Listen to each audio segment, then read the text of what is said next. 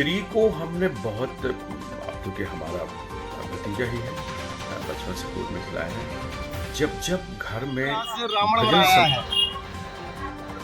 आपको ये प्रेरणा किसने दी? मुझे ये प्रेरणा मेरे पापा ने। इसका मतलब क्या? जो कि भोपाल बेस्ड एक फर्म है जो कि वीडियोग्राफी और सिनेमेटोग्राफी वगैरह।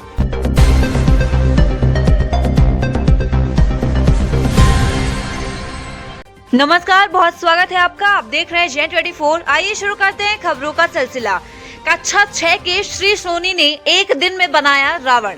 आपको बता दें कि खबर देवेंद्र नगर से है, जहां सतना रोड स्थित अनुज प्रभु सोनी ने, जिनकी आयु मात्र 10 वर्ष है, अपने पिता की प्रेरणा से एक दिन में 3 फीट ऊंचाई का अद्भुत रावण का निर्माण किया।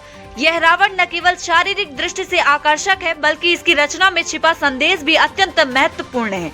असत्य पर सत्य की विजय और समाज में व्याप्त व्यभिचार तथा कुरीतियों के प्रति जागरूकता फैलाना। श्री सोनी के पिता संजय सोनी, जो कि शिक्षक हैं, एक शिक्षित व्यक्ति हैं और किस सशक्त छत्र छाया में इस प्रतिभाशाली बालक ने अपनी कला को जीवंत किया। यह उल्लेखनीय है कि श्री सोनी के परिवार में 3 पीढ़ियों से रचनात्मकता और कला का एक अद्वितीय संबंध रहा है। उनके बड़े भाई ऋषि सोनी, जो गायक और वाद्य यंत्रों में सिद्धहस्त हैं, ने हाल ही में एक संगीतमय एल्बम हारा भी रिलीज किया है। साथ ही उनका दूसरा वीडियो एल्बम शायद कहूंगा 17 अक्टूबर को सुबह 9:30 बजे रिलीज किया जाना है, जिसे उनके चाहने वाले बेसब्री से इंतजार कर रहे हैं। ऋषि सोनी की फैन फॉलोइंग संख्या चंद दिनों में लाखों में पहुंच गई, जो उनकी अद्वितीय प्रतिभा और मेहनत का उत्कृष्ट प्रमाण है। ऋषि की आवाज में एक गहराई और भावनात्मकता है, जो सुनने वालों को मंत्रमुग्ध कर देती है। उनका संगीत न केवल मनोरंजन करता है, बल्कि सुनने वालों के दिलों को छू जाता है। उनकी रचनाओं में समकालीन और पारंपरिक धुनों का सुंदर समागम देखने को मिलता है, जो उन्हें विशेष बनाता है। ऋषि के पिता सुरेंद्र सोनी ने मास्टर ऑफ लाइन आर्ट की डिग्री हासिल की है और कला के अनेक क्षेत्रों में सफलता के झंडे गाड़े हैं। वर्तमान में वे ऑफसेट प्रिंटिंग प्रेस के व्यवसाय में संलग्न हैं। इसके अतिरिक्त श्री और ऋषि के बड़े पापा डॉक्टर अरविंद सोनी एक प्रख्यात तबला वादक हैं और आकाशवाणी भोपाल में उद्घोषक के रूप में अपनी प्रतिभा का लोहा मनवा चुके हैं। कला की यह अमूल्य विरासत उनके नाना और मामा में भी दृष्टिगोचर होती है, जो गायन और वादन के क्षेत्र में ख्याति प्राप्त कर चुके हैं। इस प्रकार यह संपूर्ण परिवार अपनी कला और रचनात्मकता की अद्भुत धरोहर को आगे बढ़ाते हुए एक नई प्रेरणा का संचार कर रहा है। कला केवल एक विरासत नहीं, बल्कि एक जीवित और गतिशील प्रक्रिया है, जिन्हें मेहनत और समर्पण से और भी अधिक निखारा जा सकता है। देवेंद्र नगर पन्ना से विनोद गुप्ता की खास इंटरव्यू देखिए। सामने श्री सोनी खड़े हैं, जिन्होंने एक दिन के महज प्रयास से रावण बनाया है। आपको ये प्रेरणा किसने दी? मुझे ये प्रेरणा मेरे पापा ने। इसका मतलब क्या है? बुराई को अंत करना। बुराई का अंत करना। आपने कितने दिन में रावण निर्माण किया? मैंने एक दिन में। आपका नाम? श्री सोनी। आप किस क्लास में पढ़ते हैं? 6th। 6 में। धन्यवाद। Gen24 चैनल पर आपका स्वागत है डॉक्टर साहब। धन्यवाद विनोद जी। आपके भतीजे ऋषि सोनी का पहला एल्बम हारा रिलीज हुआ था और दूसरा शायद कहूँगा एक वीडियो एल्बम शायद 17 अक्टूबर को रिलीज हो रहा है। जी बिल्कुल। इस विषय पर हमारे दर्शकों को कुछ बतलाना चाहेंगे? देखिए, मैं सबसे पहले प्रणाम करूंगा उस धरती को, यानी देवेंद्र नगर की धरती को। यहाँ पर जहाँ कला के क्षेत्र में अनेक प्रतिभाएं आगे बढ़ी हैं, देश में एक अच्छा स्थान देवेंद्र नगर का, एक सम्माननीय स्थान देवेंद्र नगर का प्रमाणित किया है। जी। हर साल यहाँ से को 2-4 डॉक्टर, इंजीनियर निकलते हैं और अपनी अपनी फील्ड पर जाकर कीर्तिमान स्थापित करते हैं। तो यहाँ की जो धारा है देवेंद्र नगर की, ये निश्चित है कि जहाँ गेहूं, चना और यहाँ की धान, ये सारी चीज़ें बहुत मानी जाती हैं, वहीं पर यहाँ के जो बच्चे हैं, अच्छी परवरिश कहें या यहाँ के स्कूलों की एक यूनिटी कहें कि बच्चे पर इतना ध्यान देते हैं कि वो तरक्की करते हैं। ऋषि यहीं से पला बढ़ा और उसके बचपन से ही संगीत के प्रति रुझान रहा। घर में गिटार था, तो गिटार पर जब उसने उंगलियां फेरी तो स्वाभाविक है कि कंठ अपने आप सुर छेड़ने लगता है। डॉक्टर साहब, आपकी जो पारिवारिक पृष्ठभूमि है वह पूरी कला के क्षेत्र से जुड़ी हुई है। जी। इसके विषय में हमारे दर्शकों को बताएं आप। देखिए, हमारे नाना सिंहपुर के और हमारे मामा राम प्रकाश मैहर घराने के प्रख्यात तबला वादक रहे हैं। और हमारे पिताजी बुंदेलखंड के उस समय कमताना जो अमानगंज के पास है, वहां पर जो छोटी छोटी रामलीलाएं होती थीं, उनमें वो अभिनय का काम करते थे। तो मामा पक्ष और बाबा पक्ष दोनों ही पक्षों से संगीत हमारे परिवार में आया और कहीं ना कहीं इस संगीत का लाभ हमें मिला के रूप में, तबला वादक के रूप में भी, हाई ग्रेड कलाकार के रूप में प्रसारण लगातार हुए हैं। 4-5 कैसेट्स रिलीज हुए। ये चीज रुकी नहीं और ये हमारे बच्चों में, भतीजों में ये चीज आई और वो कर रहे हैं, हमें बड़ी खुशी हो रही है। डॉक्टर साहब, कुछ बातें आप अपने बारे में बतलाएं, दर्शक जानना चाहेंगे। आप भी तबला वादक रहे हैं और आकाशवाणी में भी अपनी सेवाएं दे रहे हैं। जी जी जी। यहाँ इस देवेंद्र नगर में एक प्रख्यात संगीत कला मनीषी थे, अजीज अहमद कुरैशी, जिन्होंने दिल से सिखाया। बहुत अच्छे संगीतकार थे, ड्रामा आर्टिस्ट बहुत अच्छे थे, कॉस्ट्यूम डिजाइन बहुत अच्छी करते थे। यहाँ वर्धमान नाट्य समिति के जितने नाटक होते थे उनमें उनका निर्देशन हमेशा होता था और हमने वहां पर पट्टी बिछाकर और नाटकों को देखा है और उनसे सीखा है। हमारे बड़े भैया देवेंद्र सोनी भी बहुत अच्छी अच्छी भूमिकाएं, चाहे वो महिला पात्र की हों या पुरुष पात्र की हैं, निभाते थे। तो बचपन से वो सब अभिनय, सब चीजें देखी और फिर एक ललक जागी कि हम भी इसी क्षेत्र में साधना करें। तो महाराज सुरेंद्र विक्रम सिंह जूदेव, उनके पास हमें अजीज अहमद कुरैशी जी ले गए और उन्होंने हमें तबले की तालीम दी, जो कि लखनऊ घराने के यूसुफ खां के शागिर्द के रूप में उन्होंने बरसों साधना की। तो उन्होंने जो तबले पर सिखाया और जब हम भोपाल जाके हमने उस संगीत का प्रदर्शन किया तो लोगों ने बहुत स्नेह दिया। पंडित किरण देशपांडे जी ने जी भर के अच्छे से सिखाया और यूं तो शुरू तबला वादन से हुई आकाशवाणी, लेकिन बाद में उद्घोषक के रूप में हमारा भारत सरकार की गायन के क्षेत्र पर भी आपकी रुचि है डॉक्टर साहब? बिल्कुल बिल्कुल, गायन ही मूल है और गायन विधा ही कहते हैं उत्तम विद्या है। गान विद्या उत्तम विद्या होती है। तो गान विद्या पिताजी के पास भी थी और हमारे मामा जी के घराने में थी, तो हम गाते थे। यूं तो आपके घर पर छोटा बच्चा जो अभी श्री है, हाँ। उन्होंने एक रावण बनाया अभी दशहरे के अवसर पर, और तमाम लोग, चाहे आपके भाई हैं, आपके पिता हैं, आपके नाना हैं, सभी लोग कला के क्षेत्र पर जुड़े हुए हैं। जी, वह अलग बात है डॉक्टर साहब। हम उन बच्चों के लिए जो इस क्षेत्र में, कला के क्षेत्र में अपने आप को आजमाना चाहते हैं, अपनी प्रतिभा का निखार पाना चाहते हैं, उनके विषय में, उनके लिए कोई संदेश हम दोहरा रहे हैं। मूल संदेश तो देश के माननीय प्रधानमंत्री श्री नरेंद्र मोदी का है। उन्होंने अपने मन की बात में कहा था कि हर बच्चा या हर विद्यार्थी या हर मानव किसी न किसी कला के प्रति नेचुरल उसमें प्रेम होता है। तो वो पढ़ाई लिखाई तो करता है, लेकिन जिस कला के प्रति उसे प्रेम है वो रुझान अपने आप विद्यार्थी जीवन में दिखने लगता है।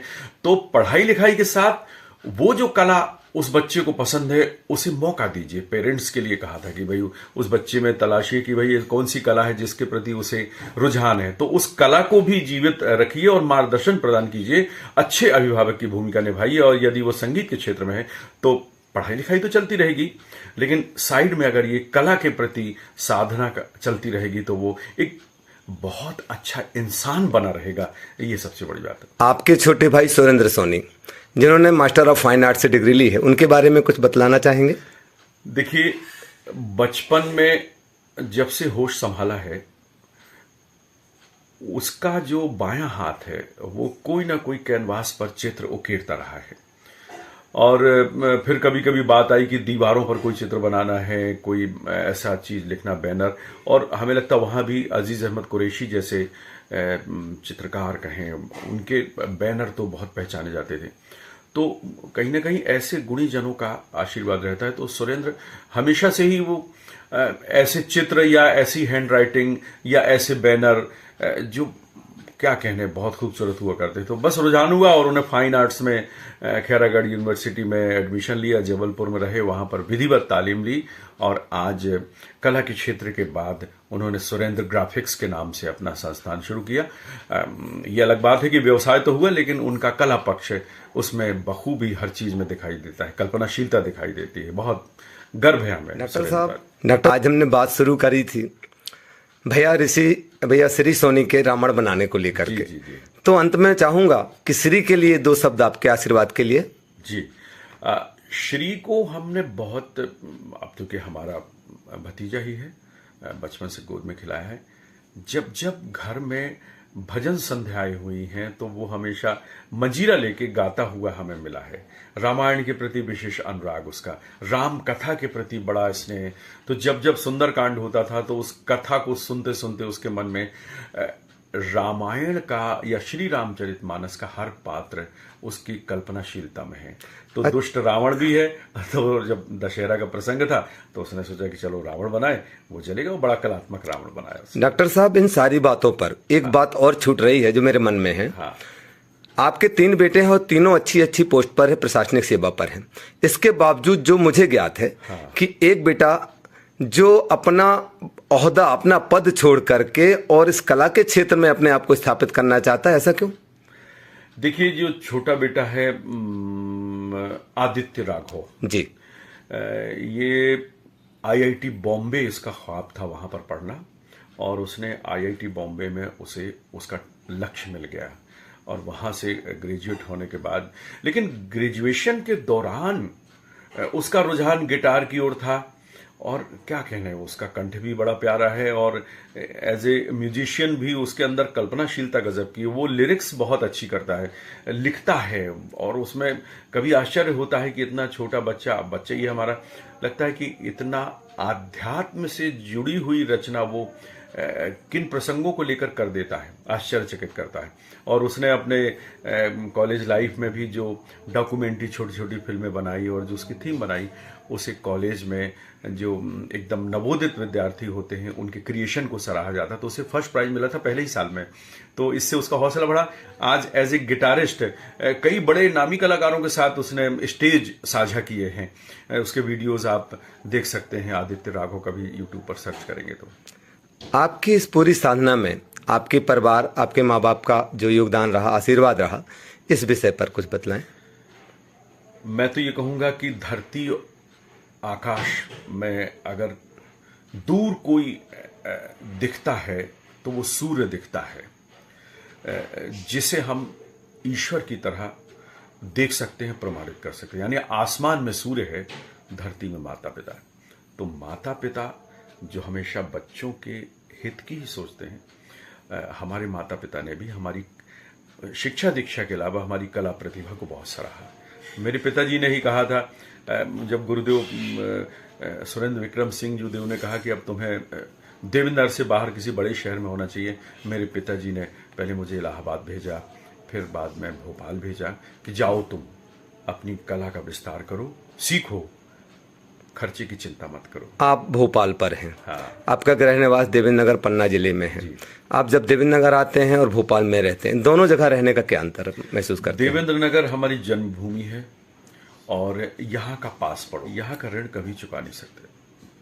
मिथिलेश कुमार गुप्ता जो कि अभिनय के क्षेत्र में भीष्म थे हमारे इस पूरे क्षेत्र के, उनकी अभिनय कला और उनकी उद्घोषणा कला, चाहे वो ये दशहरा का चल समारोह हो या कहीं हो, तो वो और उनकी समाज सेवा, किसी भी समाज के तबके को कोई कष्ट आ जाए वो सबसे पहले आगे बढ़ते थे। और उन्होंने तो एक रिकॉर्ड बनाया है कि इतनी अधिक अंत्येष्टि में सबसे पहले पहुंचने वालों में मिथिलेश दादा का नाम जाना जाता है। तो वो एक गुरु के रूप में, तो देवेंद्र नगर के बारे में ये कहूँगा कि देवेंद्र नगर पुण्यभूमि है। यहाँ पर ऐसे कलाकार हुए हैं जिन्होंने संस्था के रूप में काम किया है। तो मिथिलेश दादा हों, अजीज अहमद कुरैशी हों, इन्होंने अपने व्यक्तित्व से अनगिनत लोगों को प्रेरित किया है।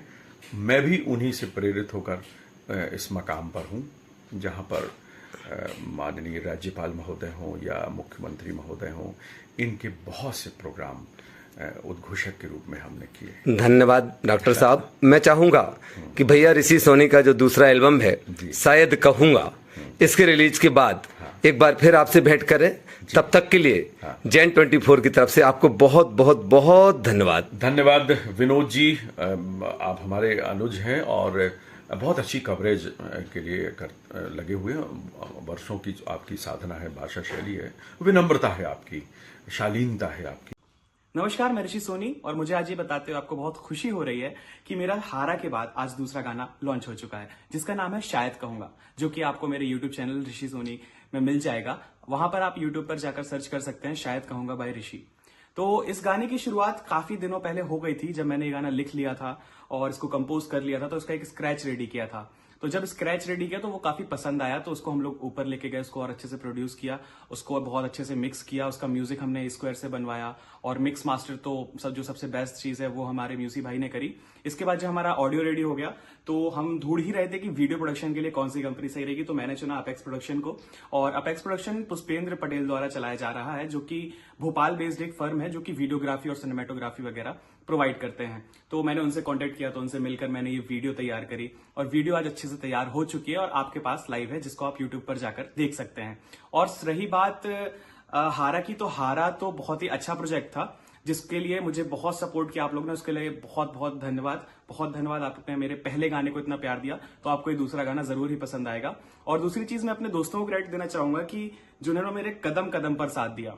जयदत्त बुंदेला ने डायरेक्ट किया इस वीडियो को, सृजन गुप्ता, वाशु, उन्होंने काफी जगह रिव्यूज किए कि यार ये ऐसा हो सकता है, इसको और बेहतरीन कैसे बनाया जा सकता है। तो इस तरीके से एक पूरी वीडियो हमारे पास निकल के आई है जो कि अवेलेबल है, और आप इस गाने को स्पॉटिफाई और जियो सावन और सारे स्ट्रीमिंग प्लेटफॉर्म पे जाकर सुन सकते हैं।